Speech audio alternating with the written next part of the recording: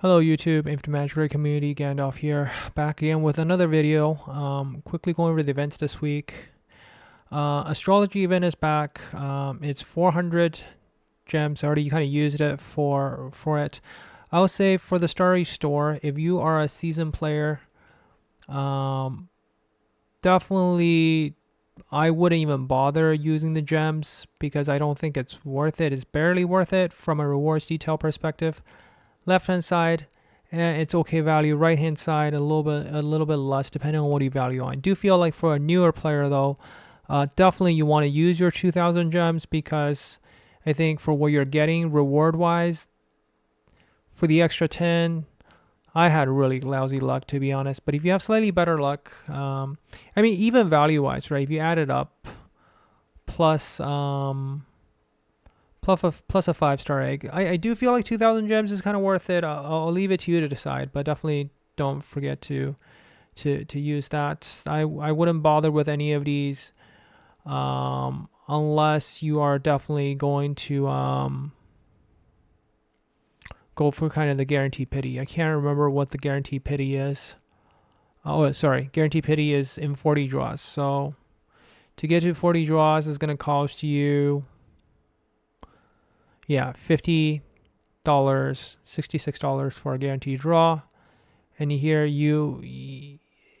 I guess you can go for Indra or DMU for this one, or Atkins. So from that perspective, yes, that's a hero. You know, a lot of people might be going after. So it's definitely cheaper than trying to summon it on a limited hero banner. So up to you if you want to grab that from that perspective.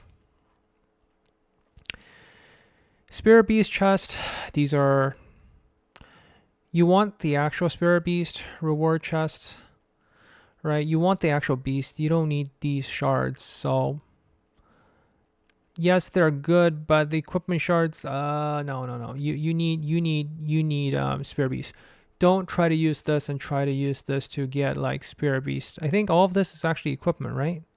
Yeah, it's not gonna drop your Spirit Beast. So this is the wrong place to try to grab a Spirit Beast from divination. So, but for a newer player, I would say consider these heroes, or if you're missing any of these heroes, it is definitely cheaper to try to get it here than trying to grab it guaranteed on limited. Summons. The next one I'll talk about is Black Market. Black Market is back. Everyone gets a free egg, which is yay. Coins, if you're really short on coins, not optimal. Resource selection chest. This is really good for new players. If you're short on resources, this I think is cheaper than most packs. This is meh. These rune chests are meh. Yeah, most of them I don't think is just money's worth. Maybe if you're a new player and you're desperate for resources, this is something that I will consider grabbing. It's like $20 for 5 eggs. It's like halfway through an A5. You know, 2 of these get you an A5 for $40. Still not money's worth in my opinion because you can only select one of them. Yeah. Wait, sorry. It's get 5. Oh. Yeah, I don't think it checks out. No, don't do it. There is very little in here that I would say is money's worth. I'll pause it here. Just remember to grab your free one. Coins you can always farm. If you're really desperate, yeah, change some gems for it. But in here, I think this might be a good option, especially if people are trying to complete their DMU Indra option. It's a lot cheaper than many other ways, and it's a good guarantee way of getting it. We have the trio. I don't think I've ever actually done a trio guide. I don't think I have. I have done the other 2 guides. I have never done a trio guide. And I would say trio is, as much as you get more points for comboing, like say I do 5 of these in combo, it's not worth it to do it that way. The best way to do it is just always go for 3 of a kind while trying to combo. So I'll kind of show what it looks like. So what you want to do is target one area where it can combo together. So for example, this will set me up to combo towards here.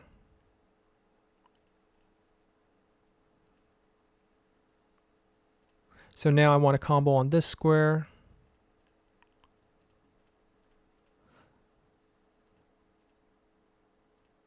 Like that would take advantage of having 5 and get some extra score. You should always try to not waste your points for that, because if I do 5 of these, for example, like something like this, right? Try to do here.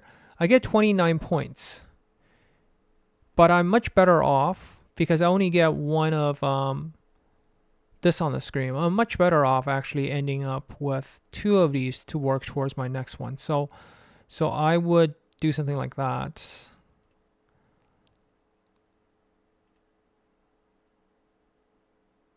And I get 21 points because actually trying to finish to get to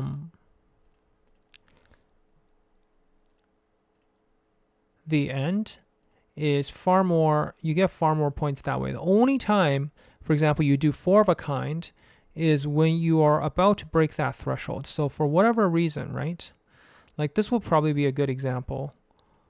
And this is why you always want to kind of set up towards one target square. And what you're doing is you want to put the promotion tile next to it. So for example, here I go to 226. But 226 is not enough to hit the 600 threshold. So this is the only time I'll put it on kind of like an opposite tile, just so that I can stack a little bit more. Like here, now I'm at 276, which is enough for the next level, right? So the goal is always trying to use the least number of tokens to get to the next level, because when you go to the next level, you see the entire board is clear. So that's the most efficient play. The only time you should try to do 4 of a kind or delay a promotion is always... So for example here, I would not want to play, you know, another house here because that's not efficient. Every round you should always finish a castle because that's the most point. And I'm promoting in an order where I can always kind of reach a target square. So here, next one I can combine here. Now you can see I'm getting, again, very close to that. And you don't want to put the tree next to that, because what you always want to do is, because in case I get a tree, right, I can promote it so that it lines up to this. Well, this is kind of like almost the optimal setup, where imagine I had another tower here. That would have been the perfect promotion to the next level. But here now, I should kind of focus on combining on this square. Now, do I want to do this 260, right? 260 is not optimal because then that means I have to rebuild for the last few. So here, what I should do is actually put this on the side and just stall.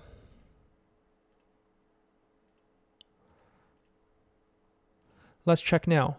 276. So 276 exactly would have gotten me 1,200 points, I think. Just to double check my math here.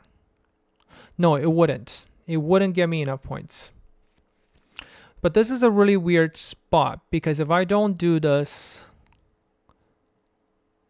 I mean, there really isn't a really good spot for it. So this is kind of where I kind of let myself into a bad spot here, right? So this is not optimal. You can see I'm 51 points short. So now I am going to have to, like on Trio event is usually the most expensive one. And I think this week we get Heng E, right? Do we get Heng E? Yeah, we get Heng E back. Someone actually predicted this because we saw Heng E on the banner. So if you want a guaranteed copy of Heng E, it's going to definitely cost you. This one is going to cost you 2 of these. Now for the flash packs, because it's Trio, I usually think it actually costs you the $70 one. I have had a lot of trouble trying to finish it within the 60. But if you're really lucky and do it efficiently, you might be able to, but I do know the Trio event is usually more expensive than the other two. I have done things on Trio. I think Trio takes a little bit more luck. See here, I'm wasting a whole bunch, right? Because these lower tile ones simply don't give you as many points for the clear. You always want to try to build towards the center if you can. So again, here is where I'm building towards the center. That's kind of where I'll want to end up at.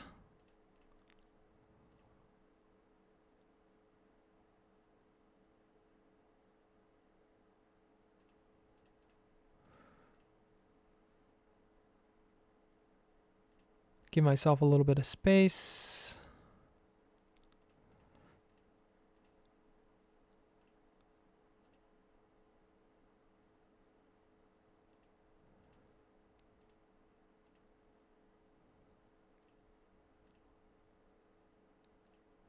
Okay, so the next promotion square will be here, but you can see I get 260 points, right?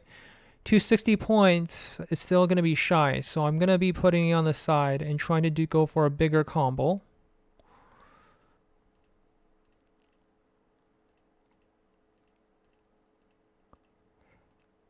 And this combo should take... It's still not enough. That's the annoying part, is sometimes these combos don't get big enough. 279 is not 300 points, so it's still a little bit short. 289 is still a little bit short. 276 and 29 points this way. That probably was the most efficient play. Because what you want to do is, yes, comboing the same colors of the same tile do get you more points. But you want to do that at the end, because getting to that castle is the most efficient point. Right? The last thing you want is end up wasting a whole bunch and not getting that far. So again, this wasn't a very good run for me. If you happen to have better tips, I never felt like I optimized my trio play yet. I do feel like my ice skating and my tile runs are a lot better. So if you have other tips in trio, let me know in the comments below. So that's kind of my thoughts on trio guide, on the various events this week. I think the announcement is out. Let me just quickly check on Discord. What are the heroes this week? Announcement. And that's why you want to be on the main Discord, right?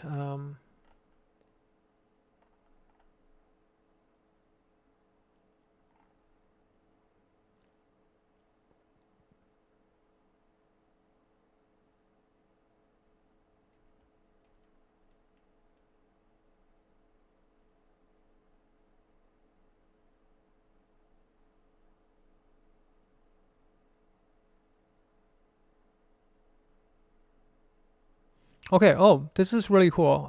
At 10:41 today, we have gotten an official announcement where with Sutter, if you do decide to get a Sutter, you will get... Okay, this is only for players who activate Sutter's E3 during the current Miracle Wish event. Okay, so you actually have to get to E3. You can't just summon him and then, not get to E3. You have to summon him, get to E3, then you can get either a legendary Phantom Dragon Eye or a legendary Echo Molten Hunt. So this is actually live for all the players. So if you do decide, right, to go summon Sutter this over the next 10 days, you can E3 him in time and get this particular reward. Not too bad, honestly. A free legendary eye, and I do think his E3 isn't bad. I kind of talked about it in the other video. But this week, we are getting Heng'e back up. We have Guhana, Fiona, Tuck, and Alec. Wow, you give us Heng'e and you give us really bad heroes on the side. It's a toss-up if you want to get Heng'e or not. Heng'e is not very high priority for me for a new player, but for a seasoned player, Heng'e is definitely very good because Heng'e is very stats heavy. I don't feel like new players are going to get enough stats to really take advantage of Heng'e. Heng'e it's a really great hero. It's just very, very stats hungry.